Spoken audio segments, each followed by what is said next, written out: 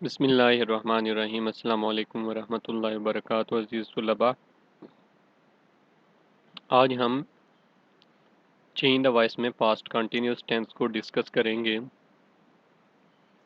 Past continuous tense के active voice के अंदर हम वाज या वर्ब का इस्तेमाल करते हैं जिसके साथ प्रेजेंट पार्टिसिपल यानी आईएनजी फॉर्म होती है, और इसके पैसिव वॉइस के अंदर हम वाज या वर्ब के साथ बीइंग का इस्तेमाल करते हैं जिसके साथ वर्ब की थर्ड फॉर्म होती है। तो इसके एग्जांपल में देखते हैं। हमारे पास एग्जांपल है she was teaching the students. तो इसमें अब देखें वाज या वर्ब के साथ आईएनजी फॉर्म यानी प्रेजेंट पार्टिसिपल फॉर्म आई हुई है जो हमें बता रही है कि ये पास्ट कंटिन्यूस का टेंस है। इसका हमारे पास सब्जेक्ट है शी और ऑब्जेक्ट है द स्टूडेंट्स। तो ऑब्जेक्ट को हम बनाएंगे सब्जेक्ट पैसिव वॉइस के अंदर द स्टूडेंट्स। तो वाद या वर्ब के साथ हम एक हेल्पिंग वर्ब इस्तेमाल करेंगे क्योंकि ये प्लूरल है, तो हम यहाँ पे वर्ब लगाएंगे और उसके साथ बीइंग का इस्तेमाल करेंगे जिसके साथ टीचिंग की थर्ड फॉर्म हमने लगा दी thought.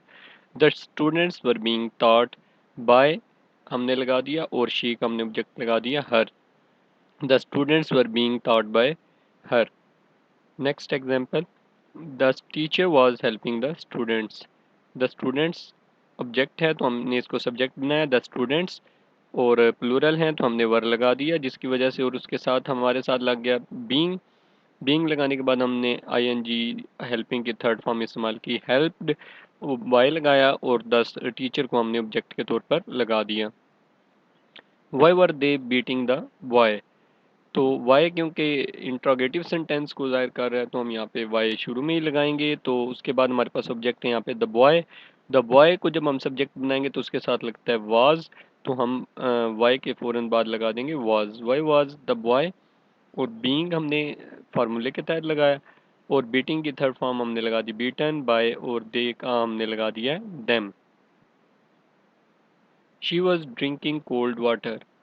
Cold water was being drunk by her. I was singing a song. A song was being sung by me. Amjad was winding the watch. The watch was being wound by Amjad. He was wearing new clothes. New clothes were being worn by him. तो मिलते हैं next lesson में। अपना ख्याल रखिएगा। अल्लाह हाफिज़।